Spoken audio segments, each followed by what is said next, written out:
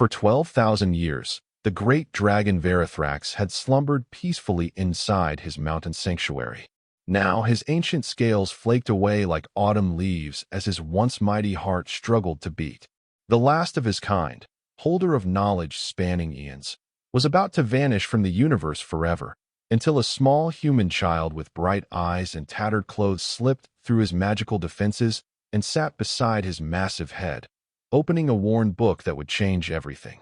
Before we dive into this story, drop a quick hi in the comments and tell me where you're watching from.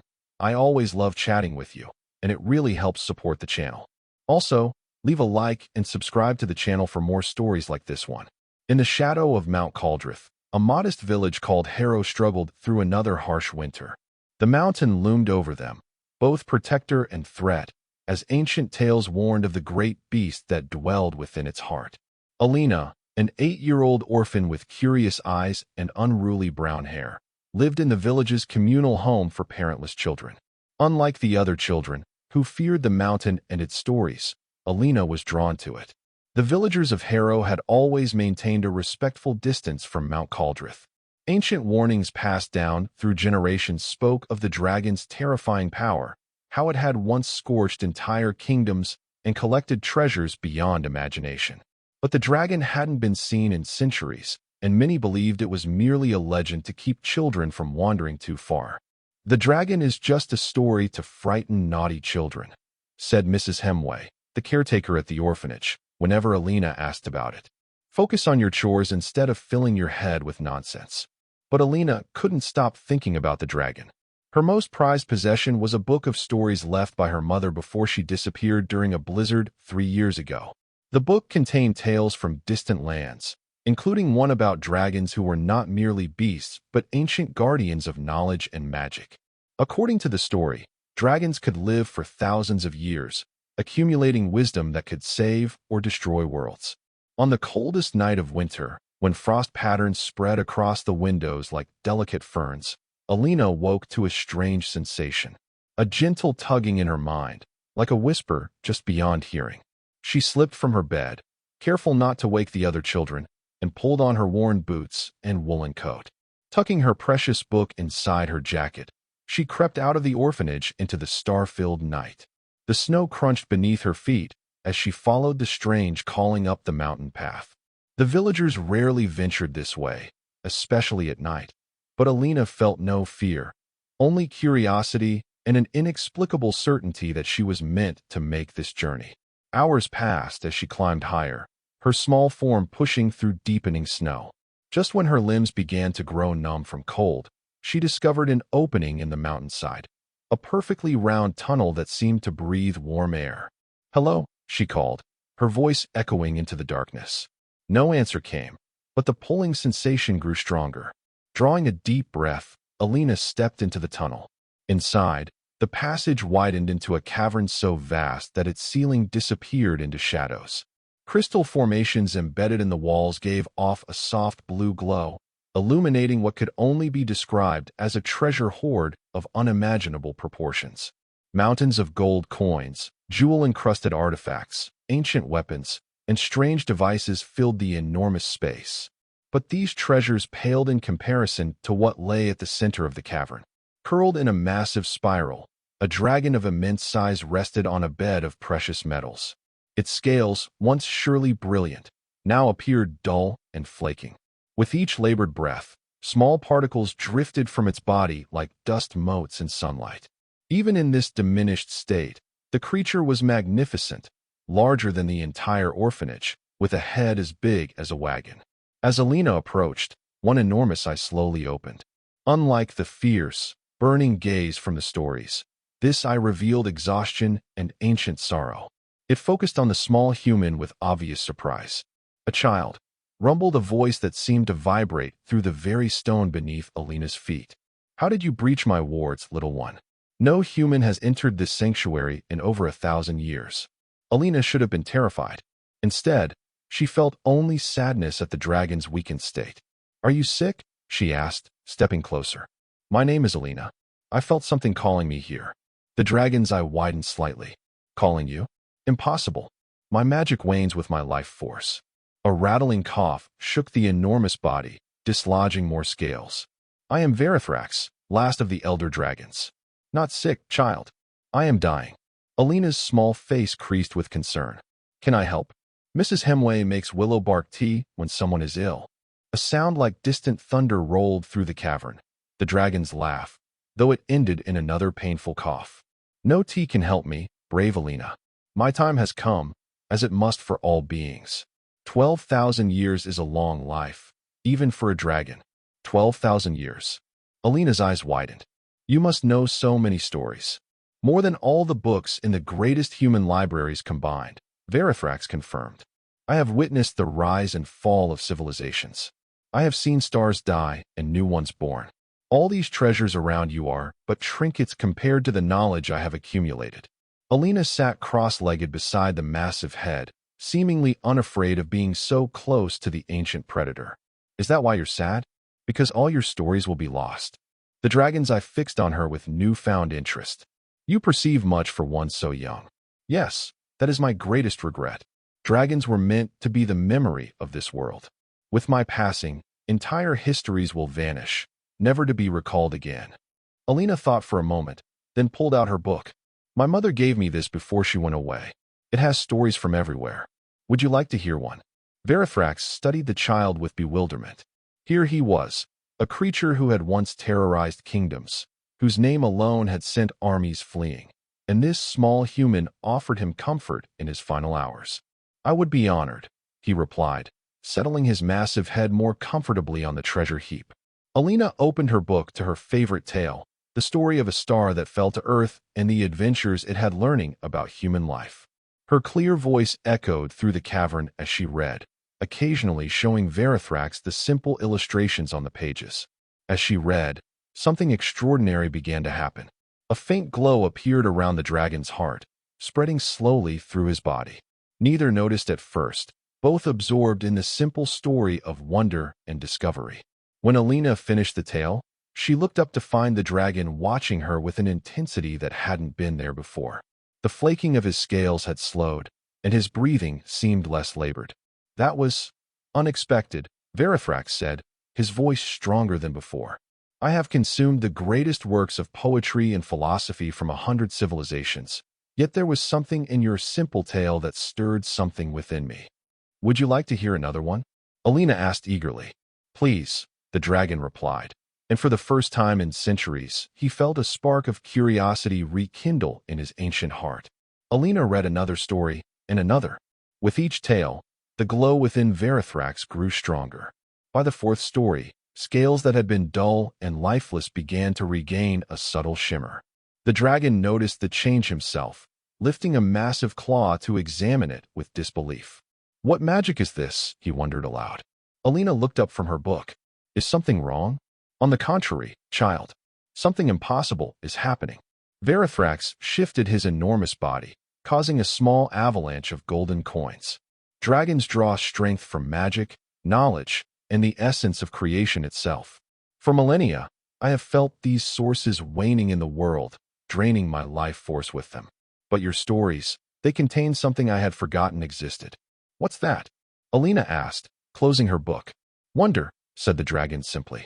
Pure, unadulterated wonder. The kind that comes naturally to human children, but is so often lost as they grow.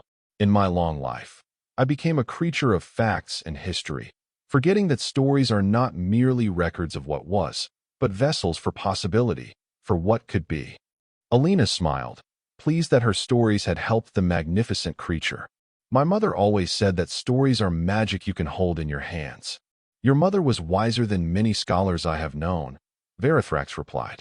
I believe that the magic of your stories, combined with your inherent human capacity for imagination, has temporarily reversed my decline. Does that mean you're not dying anymore? Alina asked hopefully. The dragon sighed, a warm wind that ruffled Alina's hair. The effect may be temporary, but you have given me something precious, a little more time, and more importantly, a new perspective. His enormous eye studied her. Tell me, Alina, why do you live in a home for children without parents? What happened to your family? Alina's smile faded. My father died in the war before I was born. My mother went to gather herbs during a snowstorm 3 winters ago, and never came back. They searched for days but couldn't find her. She patted the book in her lap. This is all I have left of her. Verithrax was silent for a long moment, his great mind working through something complex. Finally, he spoke again. The storm 3 winters ago was no ordinary blizzard. It contained wild magic from the northern wastes, residue from an ancient battle between forces your kind has forgotten. If your mother was caught in it. What? Alina leaned forward eagerly. Do you know what happened to her? I cannot be certain, the dragon cautioned. But such magical storms have been known to create rifts, doorways to other places or times. It is possible she was transported elsewhere, rather than perishing in the snow. Hope bloomed on Alina's face. Then she might still be alive? Could we find her? Finding someone lost in such a rift would be nearly impossible, even for me at my full strength, Verithrax said gently. But perhaps. He trailed off, lost in thought. What is it? Alina prompted. There may be a way, the dragon said slowly. In my collection, I possess artifacts of great power, gathered over millennia. One such item is the Chronos Mirror, which can sometimes locate beings lost in time or space. But using it requires considerable magic, which I no longer possess in sufficient quantity. But if you got stronger again? Alina asked, her mind racing with possibilities. If I kept telling you stories? Verithrax studied the determined child before him. It would take more than a few tales from one book, I fear. It would require many stories, new ones with fresh wonder, told regularly over time. And even then, success would not be guaranteed. I can do it, Alina declared, jumping to her feet. I can come every day. I can bring more books from the village library. I can even make up new stories. The ancient dragon felt something he hadn't experienced in centuries. Hope, mingled with amusement at this tiny human's determination. It would be dangerous for you to make this journey daily, especially in winter. I'm not afraid, Alina insisted. And I'm good at sneaking out. No one will even notice I'm gone. Verithrax considered the child's offer. Part of him knew he should send her away, back to the safety of her village. Dragons had historically brought nothing but trouble to humans who associated with them. Yet another part, the part that had been revitalized by her stories, recognized something special in this human child, a pure spirit untainted by fear or greed. Very well, he decided. We shall make a pact, you and I. You will bring me stories, and I will regain my strength. Once I am sufficiently recovered, we will attempt to use the Chronos Mirror to discover your mother's fate. But you must promise to be careful and to tell no one about me. Humans have long memories when it comes to dragons, and most would not understand our arrangement. I promise, Alina said solemnly, extending her small hand. After a moment's hesitation, Verithrax extended one enormous claw, allowing the child to wrap her fingers around its tip in a peculiar handshake that sealed their unusual alliance. Dawn approaches, the dragon observed. You must return to your village before you are missed. Come tomorrow evening if you can, and bring fresh stories. I will, Alina promised, reluctantly gathering her book. I'm glad you're feeling better, Verithrax. As she turned to leave, the dragon called after her. Alina, wait. Take this with you. He used a claw to delicately select a small object from his vast hoard, a pendant on a silver chain. This amulet will help you find the path to my sanctuary again, and will warn you of danger. Consider it payment for your first installment of stories. Alina accepted the gift with wide eyes. The pendant was silver, shaped like a teardrop with a strange blue stone at its center that seemed to contain swirling mists. It's beautiful. Thank you. Thank you, Alina, rumbled the dragon, for reminding an old creature that wonder still exists in this world. As Alina made her way down the mountain in the pre-dawn light, the pendant warm against her skin beneath her clothes, she felt a happiness she hadn't known since her mother disappeared. She had made a friend, an ancient, magical, extraordinary friend, and together they might accomplish the impossible. In the days that followed, Alina established a routine. She would perform her chores at the orphanage diligently, visit the village library to borrow whatever books she could, and then slip away in the evenings to visit Verithrax. The amulet he had given her made the journey easier, warming when she was on the correct path, and cooling if danger lurked nearby. Each night, she would read to the dragon from different books, tales of adventure, mystery, romance, and fantasy.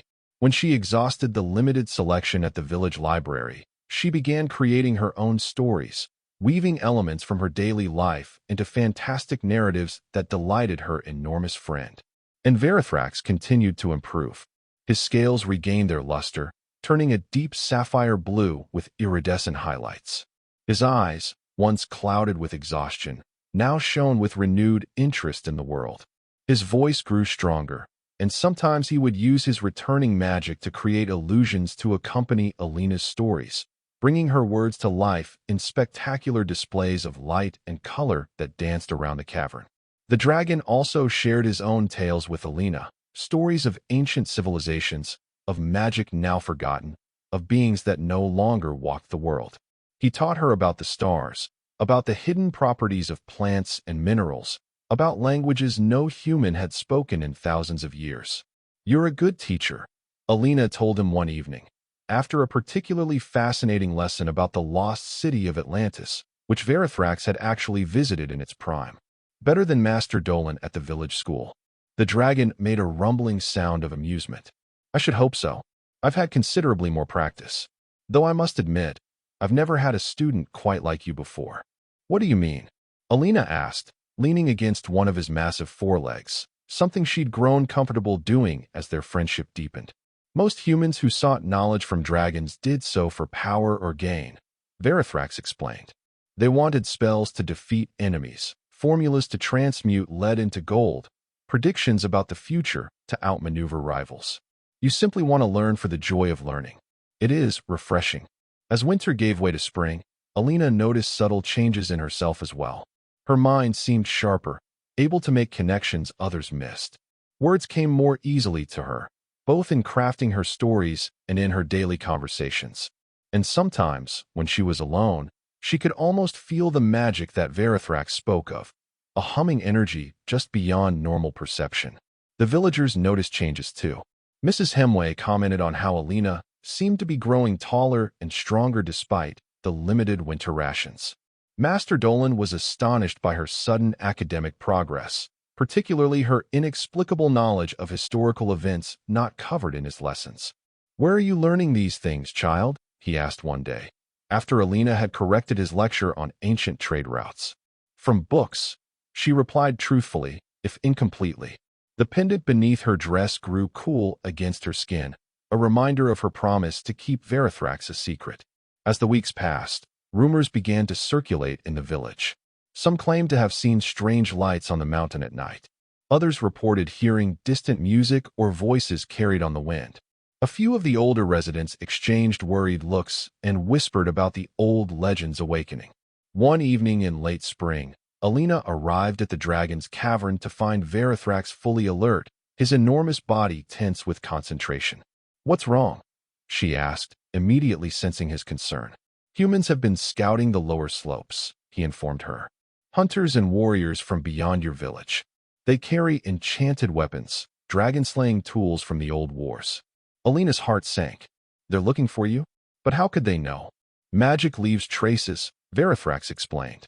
"As my power has returned, it has created ripples in the arcane currents that sensitive individuals can detect.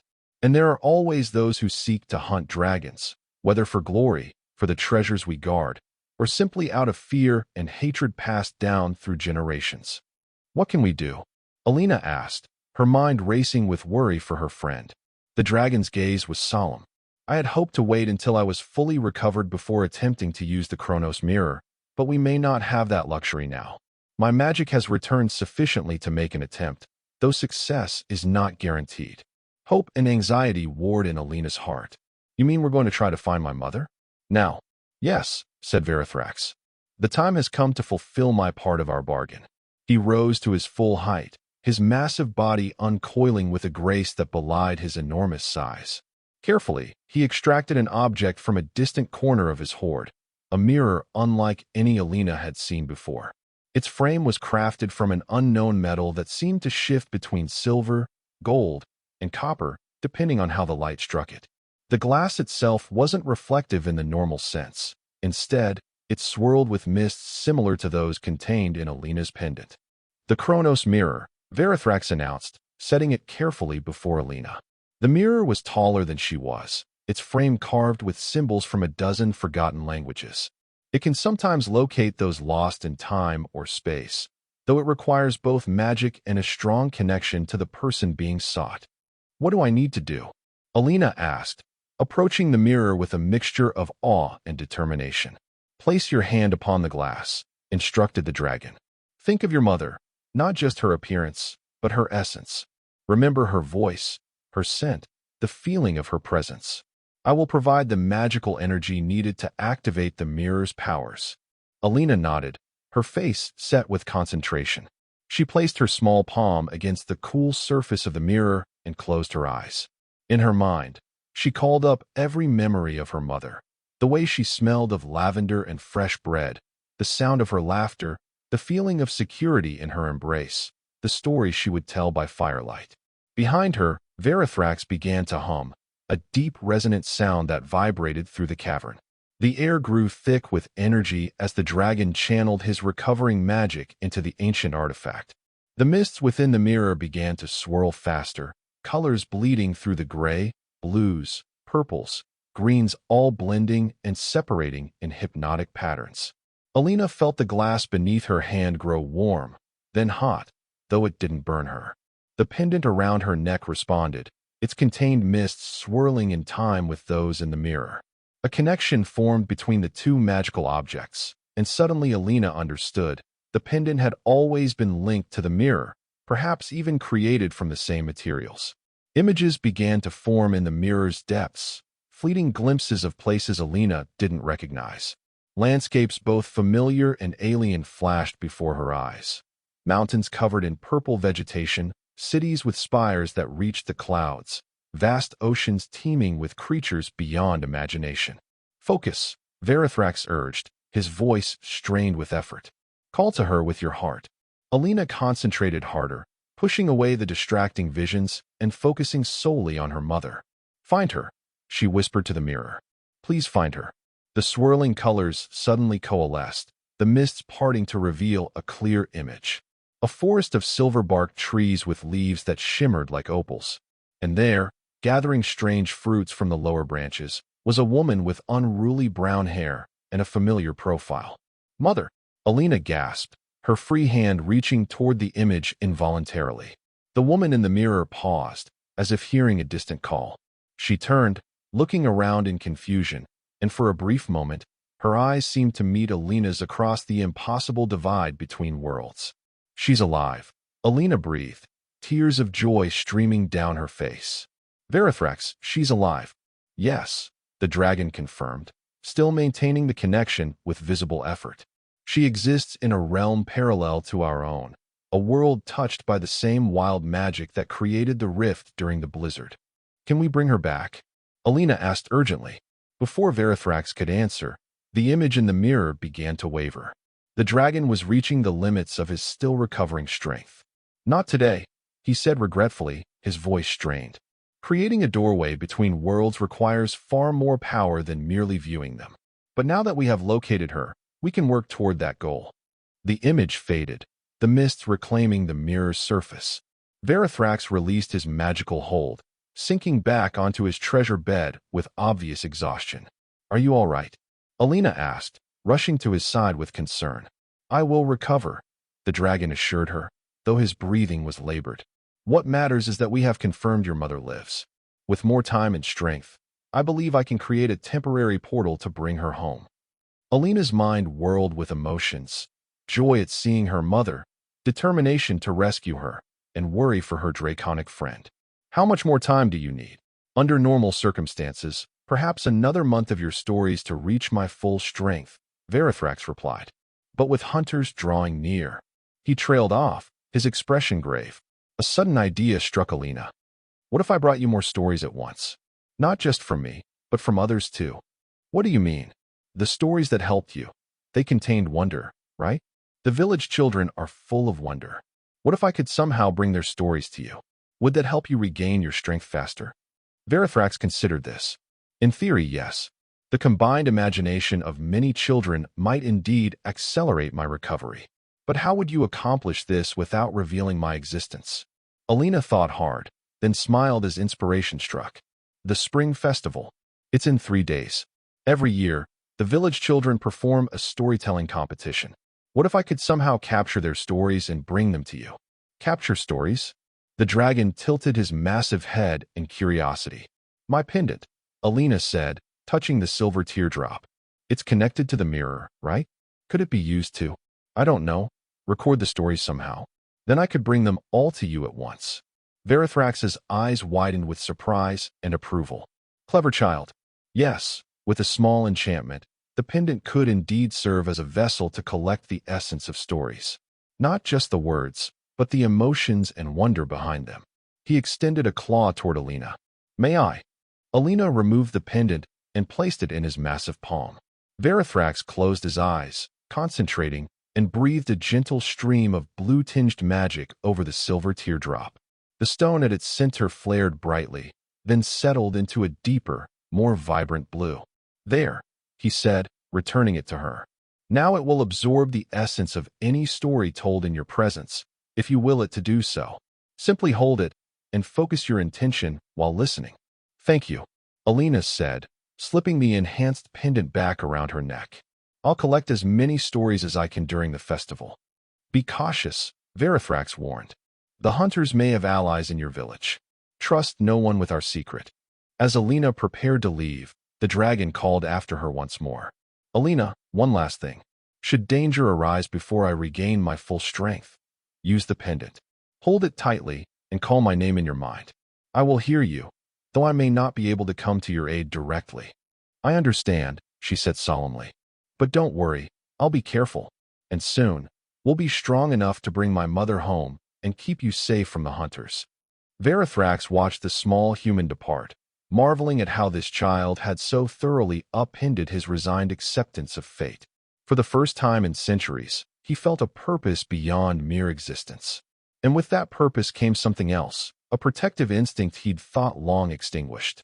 This child, with her stories and her unwavering spirit, had awakened something in him that transcended the natural order of dragons and humans. As Alina made her way down the mountain path, her mind raced with plans for the spring festival. She was so preoccupied that she almost missed the warning coolness from her pendant. Freezing in place, she scanned her surroundings and caught sight of movement among the trees below, men with bows and swords, moving with purpose toward the mountain. The hunters Verithrax had warned her about had arrived sooner than expected, and from their determined expressions, they knew exactly what they were seeking. Alina's heart pounded as she ducked behind a fallen tree, clutching her pendant tightly. The hunters moved with practiced precision, their weapons gleaming with strange runes that seemed to absorb rather than reflect the fading daylight. Dragon-slaying weapons, just as Verithrax had warned. She counted 6 men in total, led by a tall figure in a midnight blue cloak. Unlike the others, who wore practical leather armor, this leader carried himself with an aristocratic bearing that seemed out of place in the wilderness. When he spoke, his voice carried the polished accent of the distant capital. The dragon's energy signature grows stronger each day, he was saying. After centuries of dormancy, something has awakened it. We must strike before it regains its full power. The villagers claim no one has seen a dragon in generations, objected one of the hunters. What if the magical readings are wrong? The leader's laugh was cold. Peasants often fail to notice what happens under their very noses. My instruments are never wrong. Verithrax lives, and he grows stronger. Our order has waited centuries for this opportunity to eliminate the last of the elder dragons. Alina's blood ran cold. These weren't random treasure seekers, but members of some organized dragon hunting order. And they knew Verithrax by name. Using every bit of stealth she had learned during her orphanage escapes, Alina backed away and took a different path down the mountain.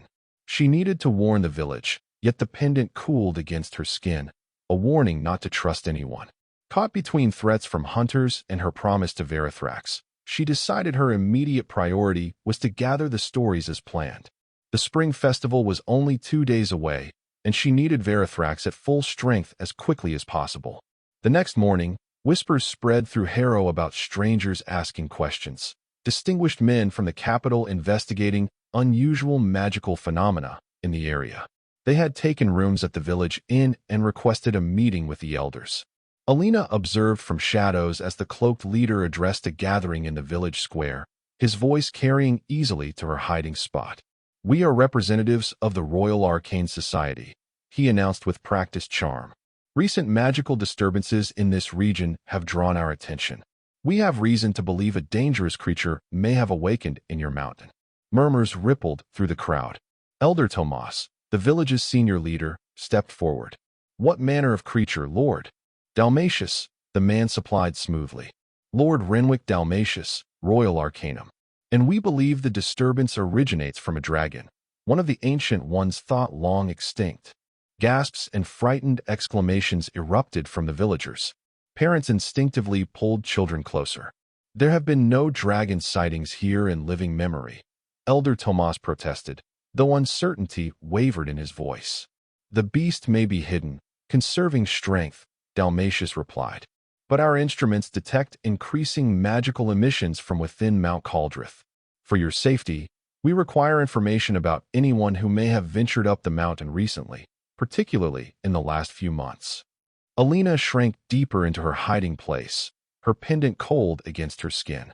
Revealing herself now would endanger both her and Verithrax. To her horror, Mrs. Hemway from the orphanage raised her hand. "One of my charges, Alina, has been disappearing regularly. I assumed she was playing in the village, but she returns with mud on her boots and sometimes doesn't return until dawn." All eyes turned to the caretaker, including Dalmatius's piercing gaze. "How old is this child?" "8, my lord. An orphan with an overactive imagination. Always reading stories instead of doing her chores." Something flickered across Dalmatius's face, surprise, followed by calculation. "Stories, you say? Interesting. I should very much like to speak with this girl."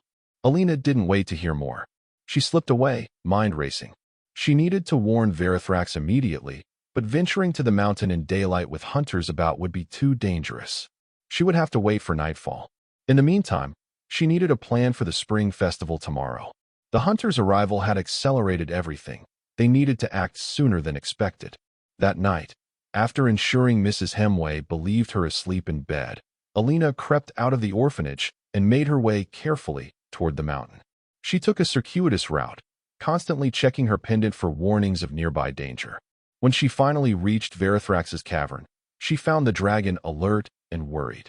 "I sensed your fear earlier," he said as soon as she entered. "What has happened?" Alina quickly related everything she had overheard, watching the dragon's expression grow darker with each detail. "The Order of the Arcanum," Verithrax growled, smoke curling from his nostrils. "Dragon hunters disguised as scholars. They have pursued my kind for millennia, collecting our magic for their own purposes.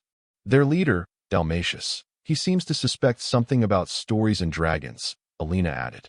"And now they're looking for me specifically." Verithrax's massive tail lashed in agitation, sending cascades of gold coins tinkling across the cavern floor. "This changes our timeline. The Arcanum will not hesitate to use a child to reach their goal." His ancient eyes fixed on Alina with concern. "You are in danger simply by association with me." "I'm not afraid," Alina insisted, though her voice trembled slightly. "We still have our plan. The spring festival is tomorrow. I'll collect the stories, bring them to you, and then you'll have enough strength to create the portal for my mother and defend yourself from the hunters." The dragon studied her for a long moment. "Your courage rivals that of the greatest warriors I have known, Alina. But I fear even the combined wonder of your village's children may not provide enough power in time." He seemed to be considering something difficult. "There is another way, though I hesitated to suggest it." "What is it?" Alina asked. "A direct sharing of life force," Verithrax explained. "In the ancient days, dragons sometimes formed deep bonds with certain humans, those rare few who showed exceptional spirit. Through such bonds, energies could flow both ways, strengthening both participants." "Like friendship magic?" Alina's eyes widened. The dragon made a rumbling sound that might have been amusement. A simplified description, but not entirely inaccurate. However, such bonds came with risks. The human would take on certain draconic traits, while the dragon would become vulnerable in new ways. It was rarely done, even in ages when dragons and humans had better relations. "But it would make you strong enough to fight the hunters and save my mother?" "Potentially, yes. Combined with the stories you collect, It might provide sufficient power. But Alina, you must understand, such a bond is permanent, and it would change you in ways I cannot fully predict. Alina didn't hesitate. I'll do it. You're my friend, Verithrax. We made a pact. The ancient dragon bowed his massive head, humbled by the child's unwavering loyalty. Very well, but not tonight. Gather your stories first. If you still wish to proceed afterward, we will perform the bonding ritual before attempting to open the portal for your mother. Alina nodded solemnly. I should go back before they notice I'm missing. I'll return tomorrow night with the stories. Be vigilant, Verithrax warned. The Arcanum have means of detecting magic. Your pendant may draw their attention if they're specifically looking for it. The following day dawned bright and clear, perfect weather for the spring festival. The village square had been transformed overnight, with flowering branches and colorful banners decorating every available surface. Despite the festive atmosphere, Alina noticed the hunters stationed strategically around the perimeter, their eyes constantly scanning the crowd. Lord Dalmatius himself sat in a place of honor beside the village elders, his pleasant mask firmly in place as he chatted amicably with them. Only Alina recognized the calculating coldness behind his smiles. The children's storytelling competition was scheduled for midday. Alina took her place among the other participants, the enhanced pendant concealed beneath her festival clothes. As each child stepped forward to share their tale, she gripped the pendant tightly, willing it to capture the essence of their stories as Verithrax had enchanted it to do. Tale after tale poured forth, some fumbling, some surprisingly sophisticated, but all containing that special quality of childish wonder that had first rejuvenated Verithrax. Alina felt the pendant growing warmer with each story, the stone at its center glowing brighter beneath her clothing. When her turn came, Alina stepped forward and began telling a story she had created especially for this moment. A tale about a girl who befriended a star that had fallen to Earth, nursing it back to health until it was strong enough to return to the sky. The metaphor wasn't particularly subtle, but the story flowed from her with surprising power, her voice carrying clearly across the hushed square. As she spoke, she noticed Lord Dalmatius leaning forward, his eyes narrowing with sudden interest. The pendant against her skin grew almost uncomfortably hot, and she realized with alarm that it was reacting not just to her story, but to the hunter's attention. The moment she finished her tale, polite applause scattered across the square. Before she could return to her place, however, Dalmatius rose to his feet. Remarkable, he said, his voice cutting through the crowd noise. You must be Alina. I've been hoping to speak with you.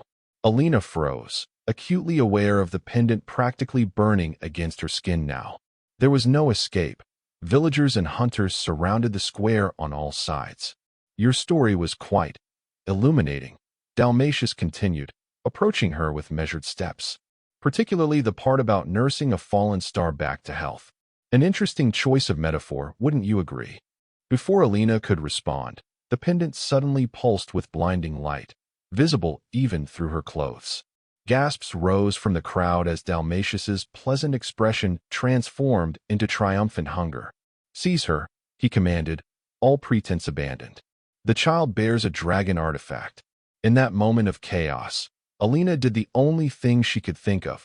She gripped the pendant tightly and screamed in her mind, Verithrax. The response was immediate and spectacular. The clear spring sky darkened as if a storm had materialized from nowhere. A bone-deep roar echoed across the valley, so powerful that windows rattled in their frames and several villagers fell to their knees covering their ears. Dragon! Someone screamed, pointing toward Mount Caldrith. A massive shape had detached itself from the peak, sapphire blue scales catching the sunlight as enormous wings unfurled for the first time in centuries.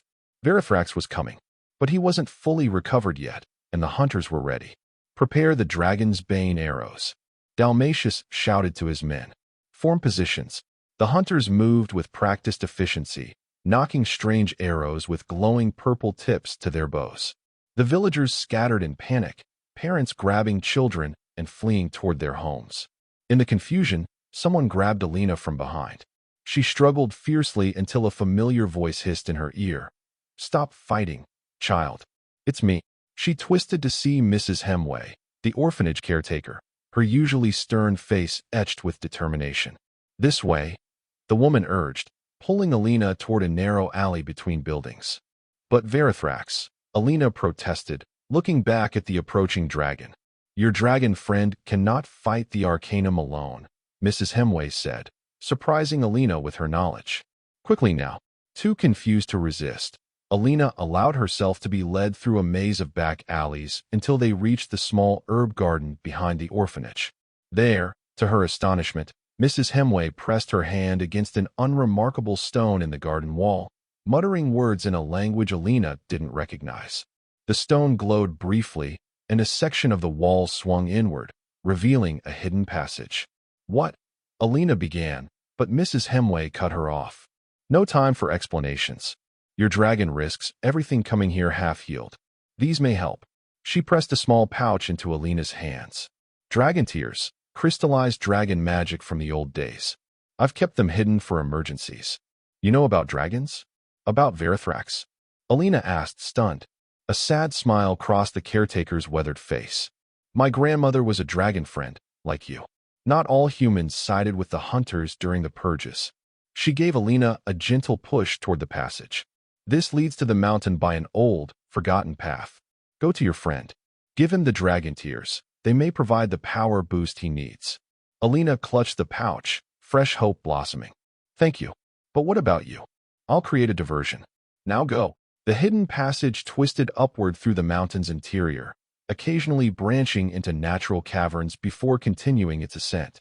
Guided by her pendant, which pulled her in Verithrax's direction, Alina ran as fast as her small legs could carry her. Above, she could hear the sounds of battle, roars and explosions echoing through the stone. Verithrax was fighting, but for how long could he hold out against weapons specifically designed to kill his kind? When Alina finally emerged onto a ledge near the main cavern entrance, the scene before her stole her breath. Verithrax wheeled through the air, his massive form graceful despite his weakened state. Streams of blue fire erupted from his jaws, keeping the hunters at bay, but several purple-tipped arrows had already found their mark, protruding from his softer underbelly scales. Dalmatius stood apart from his men, hands raised as he wove complex magical gestures. With each completed pattern, chains of purple energy lashed out toward the dragon, attempting to bind his wings and limbs. Verithrax, Alina shouted, her voice nearly lost in the chaos of battle. The dragon's head swiveled toward her, relief evident even at a distance. With a powerful sweep of his wings, he dove toward her position, narrowly avoiding another volley of arrows. Dalmatius spotted her as well. The girl. Stop her, he commanded, redirecting his magic toward Alina's ledge. Verithrax reached her first, landing heavily on the outcropping with enough force to crack the stone. Alina, he rumbled, his breathing labored. You shouldn't have called me. I'm not strong enough yet. I had to, she said, scrambling onto his foreleg. But I brought help. She held up the pouch of dragon tears. And I collected all the stories from the festival. We can still do this.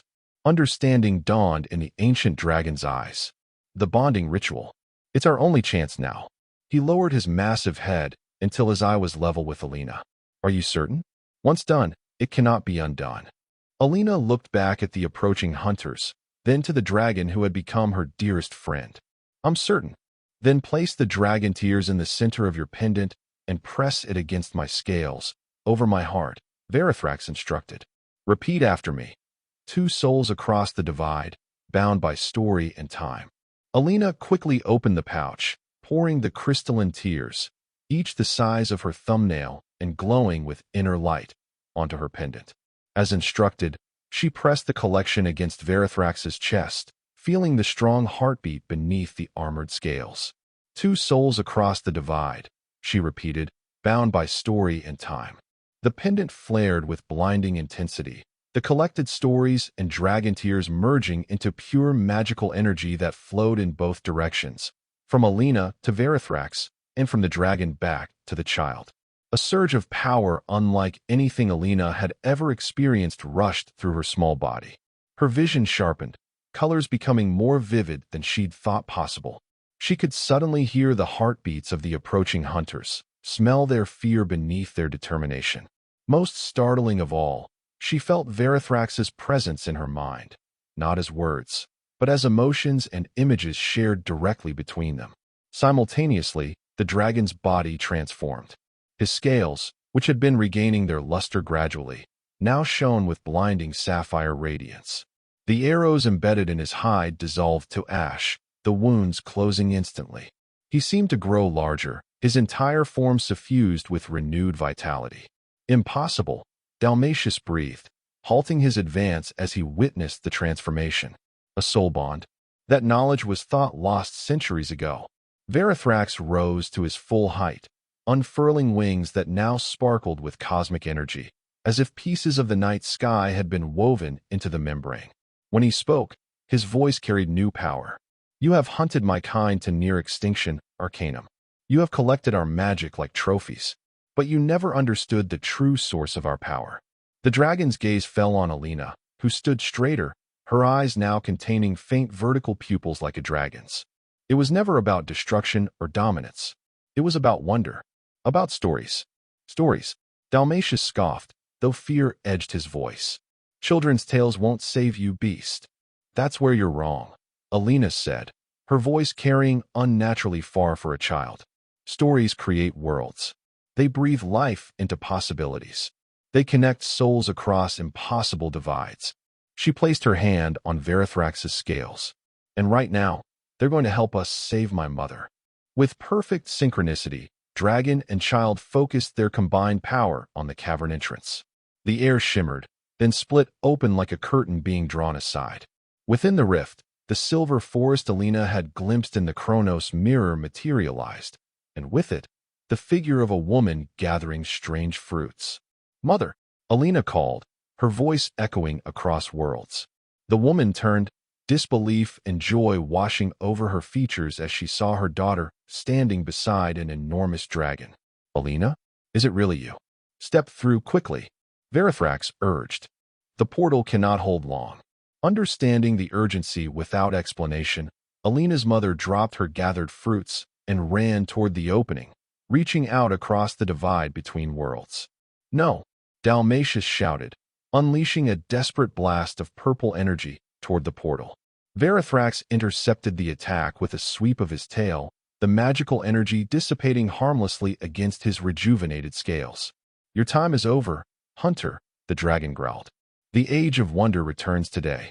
As Alina's mother leaped through the portal, Verithrax released a stream of blue fire unlike any he had produced before. Rather than burning, this flame transformed everything it touched. When it washed over the hunters, their weapons turned to flowering vines, their armor to butterfly wings. Dalmatius alone remained unchanged, protected by his own considerable magic. He stared in horrified fascination as his men, suddenly unburdened by hatred and fear, looked around in confusion before wandering away like children distracted by a new game. What have you done to them? He demanded.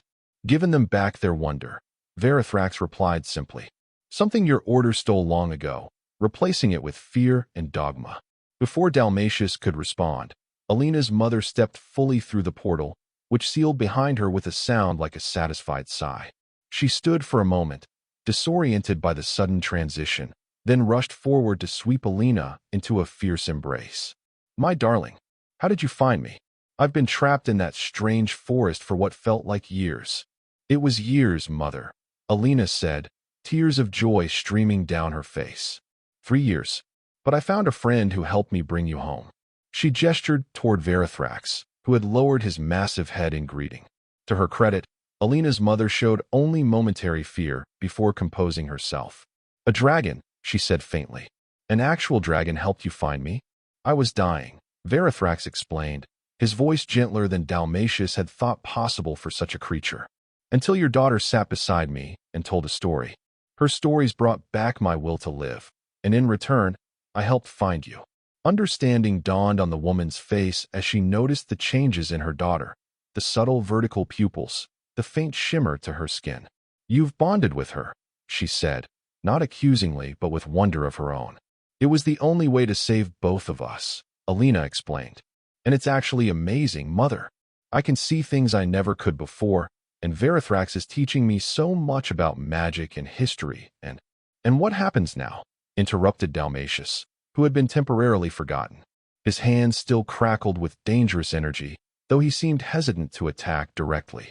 Do you think the Arcanum will simply allow a dragon to live openly? That they won't send more hunters?